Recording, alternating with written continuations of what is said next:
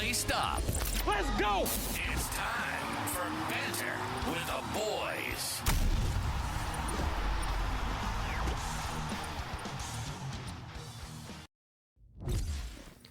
Welcome back, football fans. I'm Roberto. This is Gridiron Updates. I'm Banter with the boys. To my right, I got Justin, our in-house Packer fan. Introductions in the first episode if you want to get deeper into it. Jacob over here, Ravens I'm fan. back. I like it. This is like the first time I think we've had three different teams all on the table with some different perspectives and a little more in-depth on those individual teams. So that's always fun to have that going. We got Kevin behind the camera. Yo, Kev. Smelty, we miss you. We are. This is for you, Smelts. Old Coach Smelts out there pushing snow so everyone gets into the parking lot safe for at work tomorrow. So yeah, thank you. Big shout out for you. First game of the week, we have the Minnesota Vikings versus the Seattle Sea Chickens. That's for you, Tyler. Seattle coming in at 8-3. Vikings on a slide right now to 4-7. Looking like we're gonna have Max Bozer? No, I can't even say our backups coordinator. Starting for McCarthy, who had concussion protocol that no one knew about. Suddenly it appeared that we talked about. It's going to be a difficult game. Overall, the Seattle's kind of dominated the meetings. Vikings did pull off a win last year to kind of end the streak. Yep. What are you thinking on this one, Mr. Justin? I think this is going to be a tough one for the Vikings. Obviously, want to see them pull it out to keep things competitive in the whole NFC landscape. Less kids.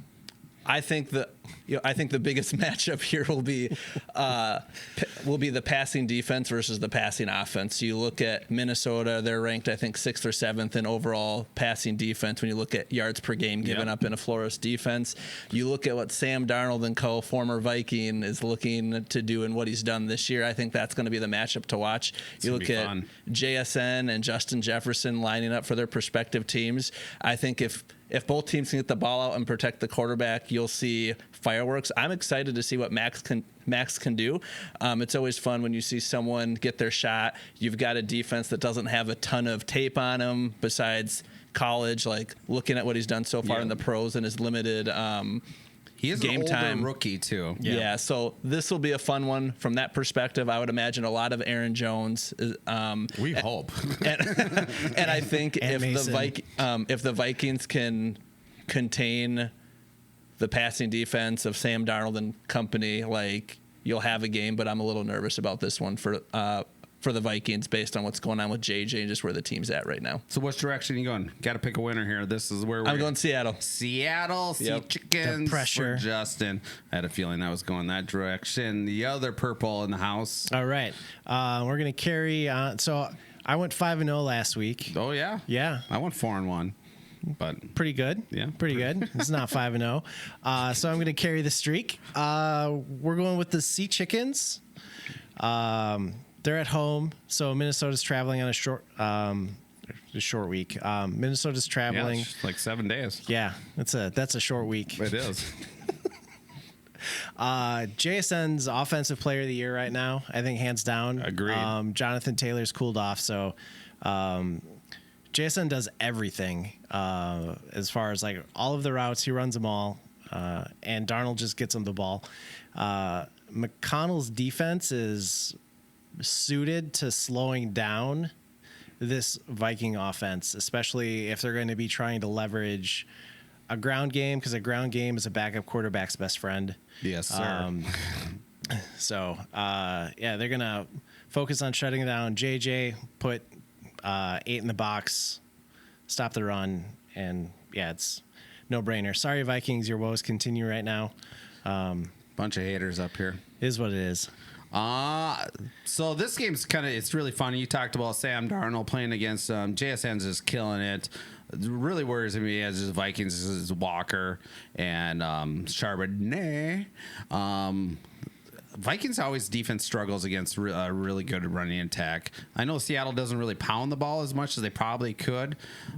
So the Vikings defense, a heavy blitz So that'll be that interesting matchup, whether they can get Sam. You know, we saw it as Vikings fans. If you can get Sam off his spot, that's when things start going a little array for him. So it's that first look to that JSN. You need to really make sure that he goes as second, third option. That's where I think the Vikings could have success in that game plan. I haven't really seen.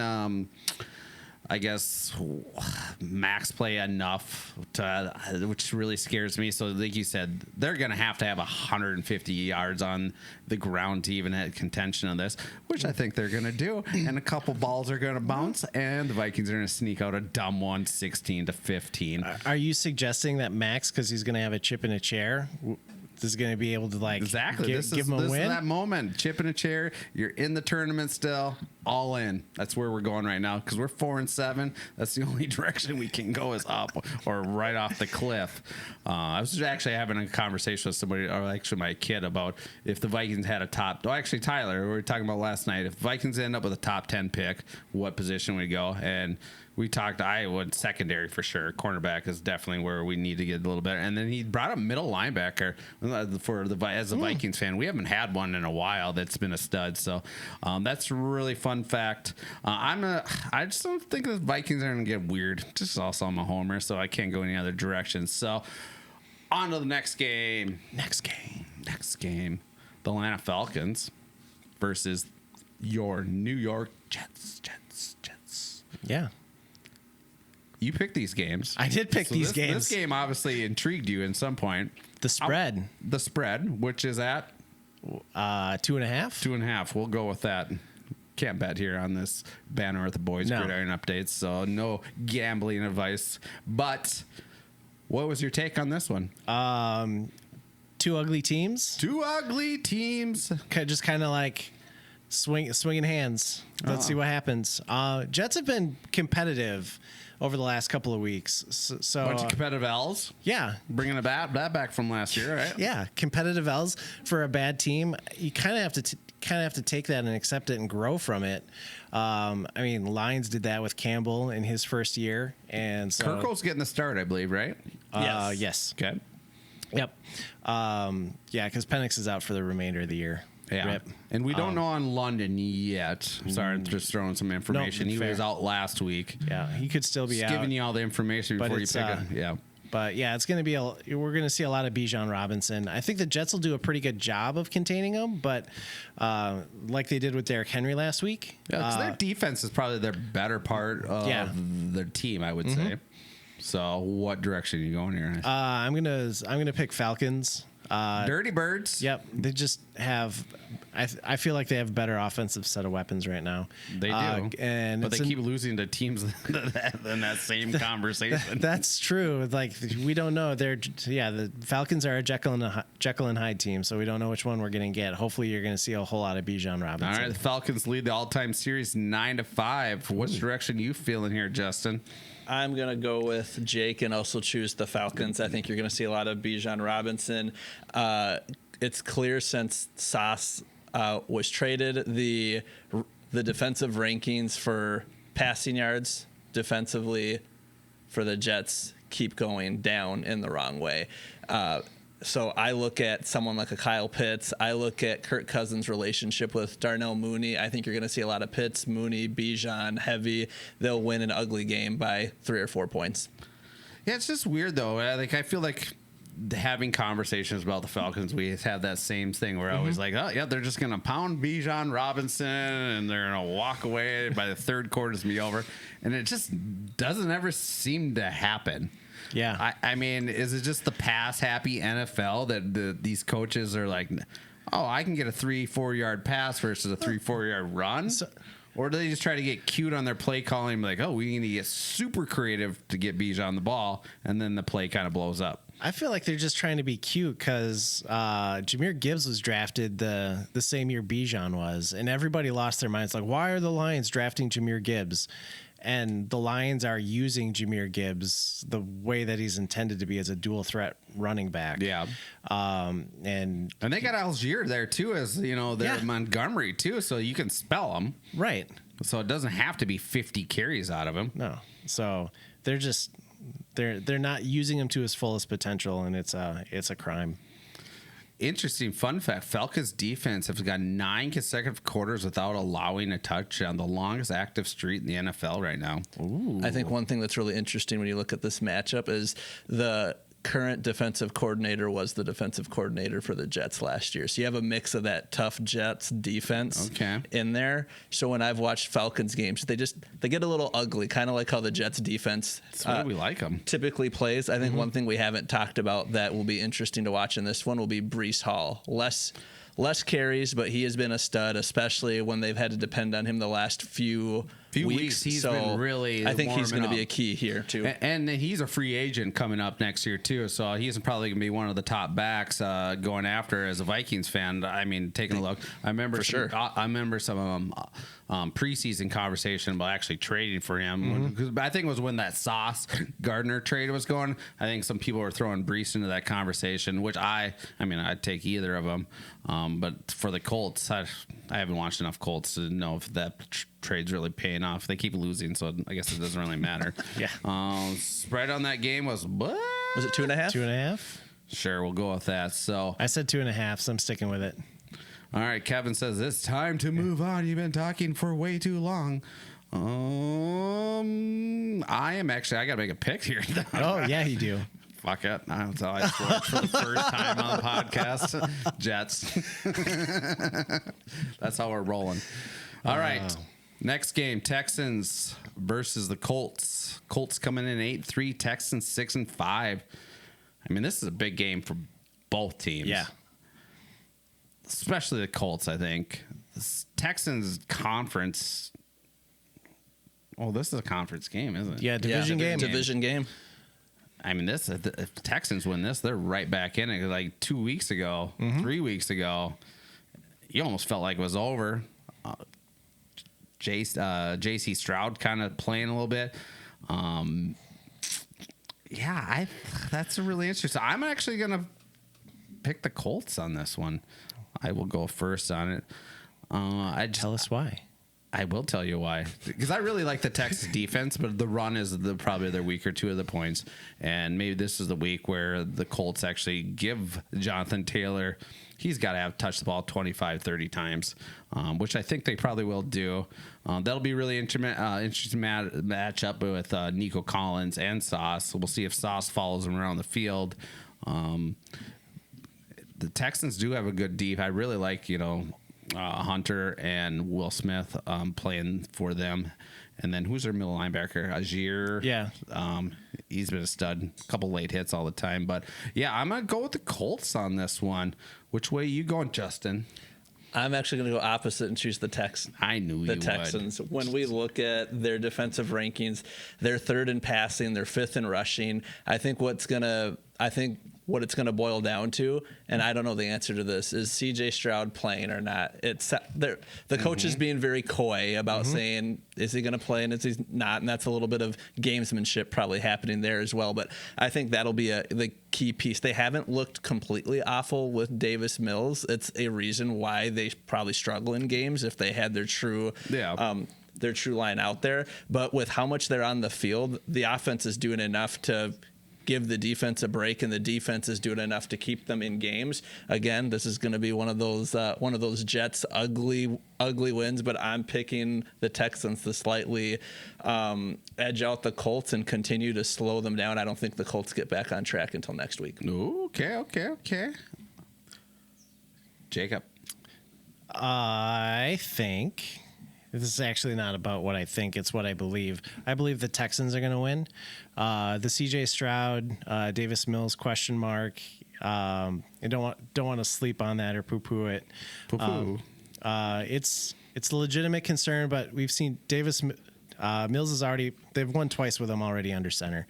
And he's played. 2 years ago he was the starting quarterback. Yeah. So he's been around. He's familiar with the team, the offensive playbook, the culture, all of that stuff. It's for me going to be the Texans defense. I finally got to watch them for the first time against the Bills on Thursday, and I was just amazed with how fast they fly around, how hard they're hitting people, and got after Josh Allen like crazy. I mean, even if the Colts want to try and run the ball instead of blitzing, like you just do a run blitz instead, your priority is always going to be your running back before that you carry on to Daniel Jones? Yeah, Daniel Jones. Daniel Dimes? Indiana Jones. Yeah. Indiana Jones. Yeah. That's what Collinsworth said on Sunday. I got it. That's his newest. I don't know. Quoting Chris Collinsworth on this show.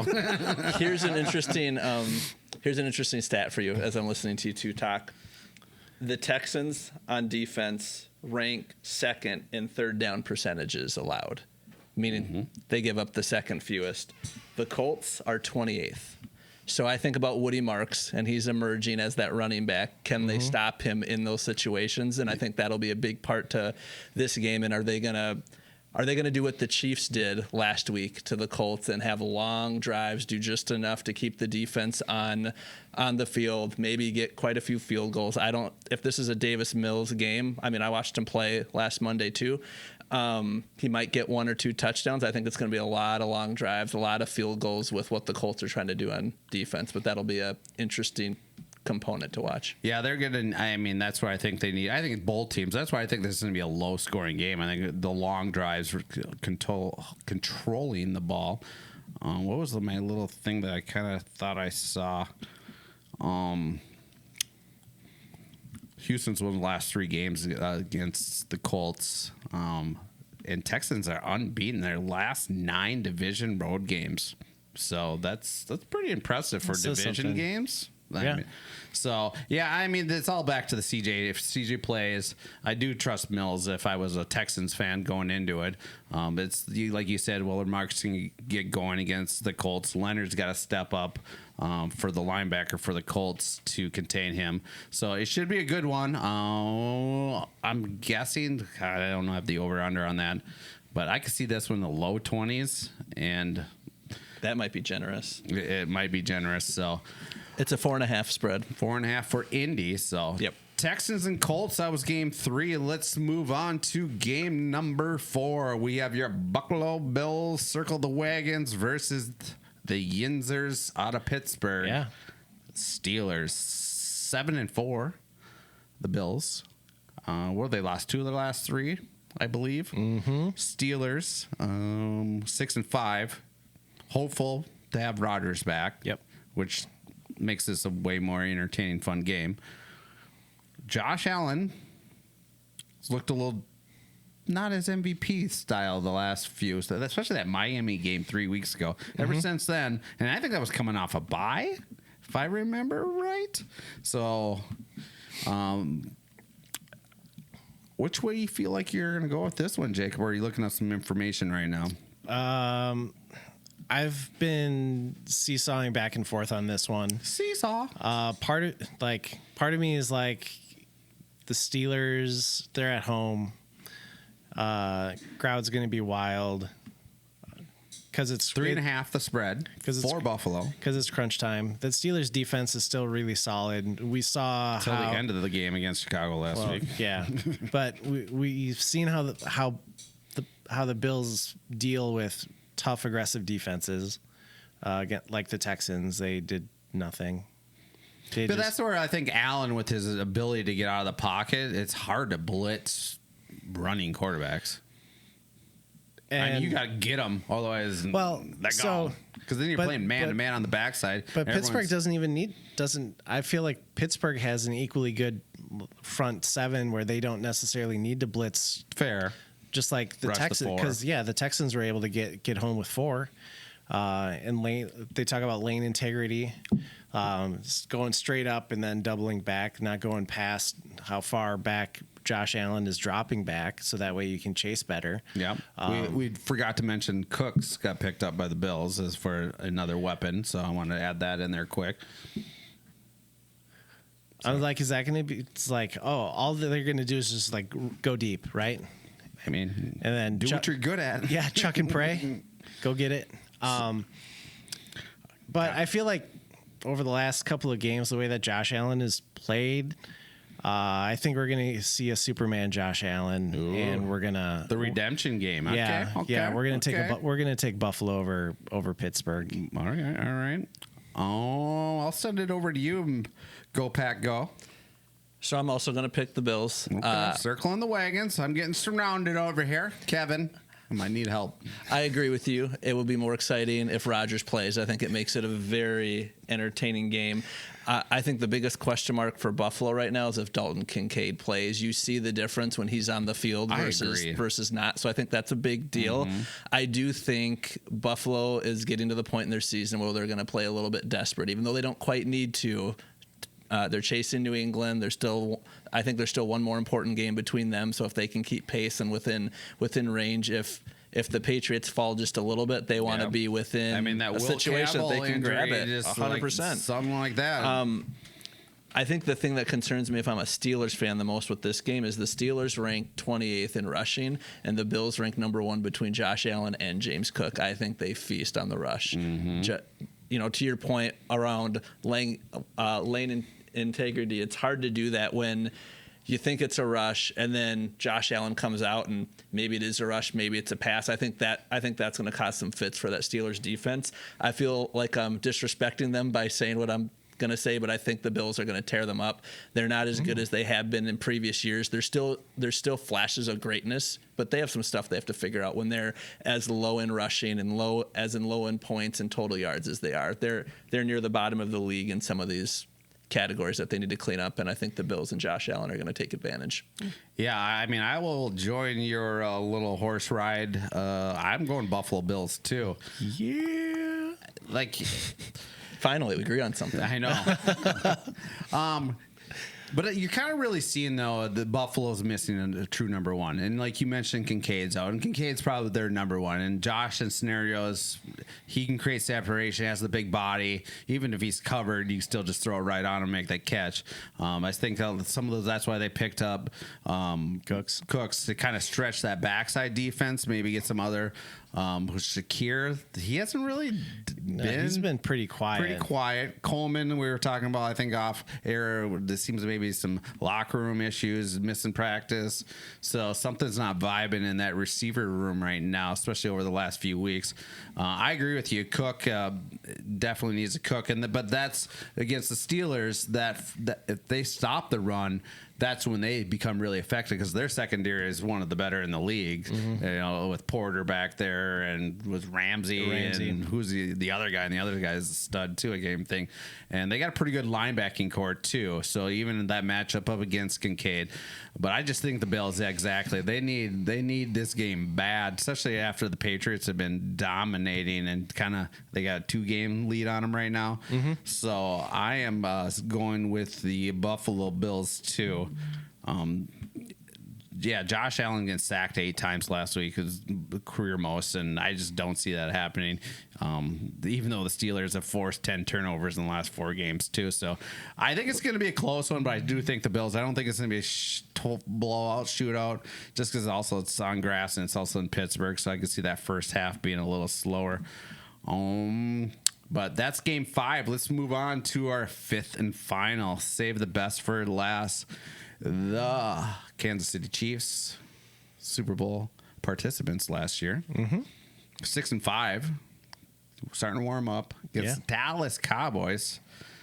Coming off a game that they should have not have won last week. Holy cow. Down 21 to the Philadelphia Eagles. Cry, Eagles, cry. Patrick Mahomes playing a little bit better. Rice is really coming into his own right now. Pacheco, need.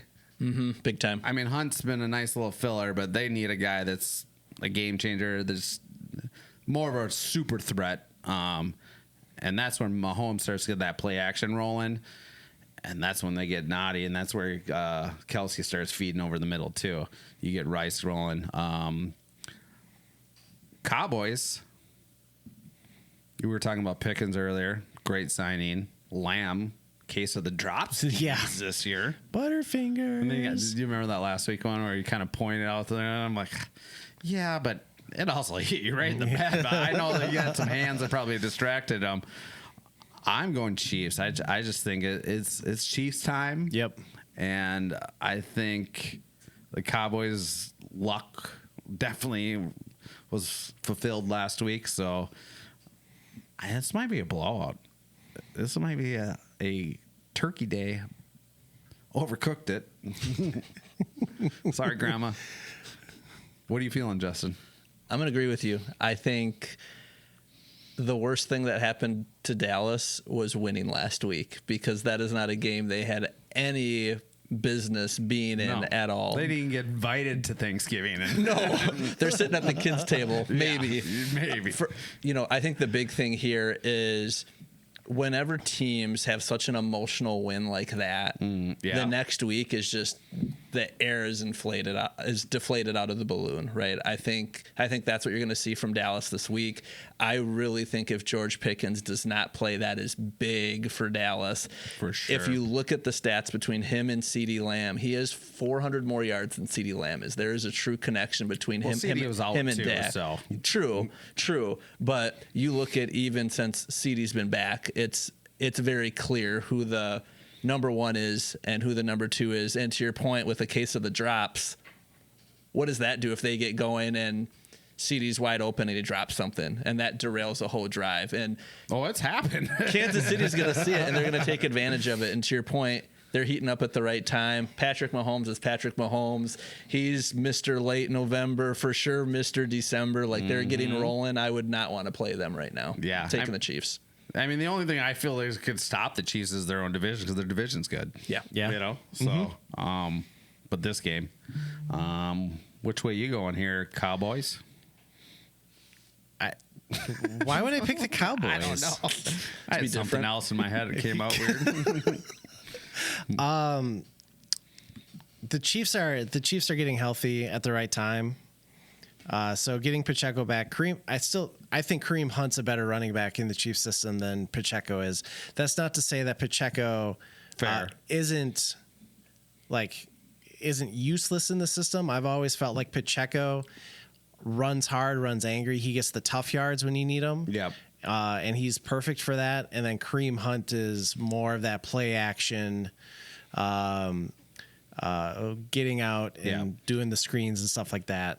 I mean, think of Chubb back in the day. He was somewhat near Pacheco's speed. So you had that combination with that patience setting up the blocks. That's why I would totally agree that he's actually a better running back. Yeah. Just Pacheco's just a freak athlete. He just beats guys to the corner.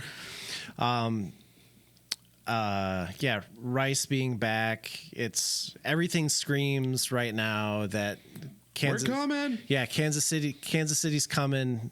The AFC needs to be looking out. I thought that Dallas was going to be flat last week after which they were the first half. The first half, absolutely, because they had that great win the week before against the Raiders, because they're like the player killing himself. Rip. Oh, yeah. And all of the emotion tied into that, from going from the bye week to all of a sudden you're now having to play. And then that was, to me, the emotional game, is coming back and playing. And so they were flat against the Eagles, and then they rallied. So Javonte Williams is going to continue to run hard. Xavier Worthy's kind of fallen off the face of the planet a little bit with Rice coming back. For sure. Which is concerning. I mean, that's Worthy's game, 3 for 98 and a touchdown or something. You know, that's that game. Yeah. I'm going to go with the Cowboys. I knew you were. God, I could just smell it on your boots. I just feel like they're building on something right now. That there's a momentum there, and they're at home on Thanksgiving Day. Kind of like that last year where the Redskins kind of got hot in this. You know, they were kind of that middle team, and they just ripped off a bunch because it's 2 in a row. Could happen for sure. You know, I mean, the NFL is just weird in that way. You know, it's been a weird season. Every year is freaking weird. This will be an interesting game because you look at the points that these defenses are giving up, and there's about a 10-point disparity between what Kansas City gives up and what Dallas gives up, with Dallas giving up about 28, 29 points per game and Kansas City about 18. It's going to be interesting. I could see it going the way you're talking 100%. They're still riding off the emotion of what's his name? Last name, Nealon. Yeah. Nealon? Thank you. So they're still riding off of the emotion there. They're at home. It's Thanksgiving. It's a tradition. They want to show up well. Like there's a lot for them to prove here. So this will be a game to watch, no doubt. A lot of football's going in that giant red Salvation Army bucket. I this game, I definitely, because I'm just looking at the over-under. It's at 52.5, which is tied for the highest in the league, only with Baltimore and Cincinnati, which, especially if Joe Burrow plays, you're like, 52.5. KC favored by 3, which is kind of interesting. In Dallas. So, I think that's about wraps it up. Any last month's? Thank you again, Justin. Thank you. First time on television. Crushed it. 10 pounds on TV doesn't really exist. And Jacob, thank you so much for coming and helping. You're welcome, Rob. Anytime. You know it. Second best purple in the room. And the man, the myth, the legend behind the camera, Kevin. So, listen to us on Apple Cast, YouTube, Spotify. Like, comment, subscribe. Emojis for engagement. YouTube. Yes. So, doobly doos. So, thanks for joining. Throw some comments. Tell us we're idiots. I love it all. Who cares? Doesn't matter. It's just football. It's a game. That's right. We're just having fun. Yeah, exactly. So, thanks for everyone watching again. And I'm your host, Roberto. I'm out. Bye, Roberto. Don't forget to follow, like, and subscribe. Tune in next time for more Banter with the Boys.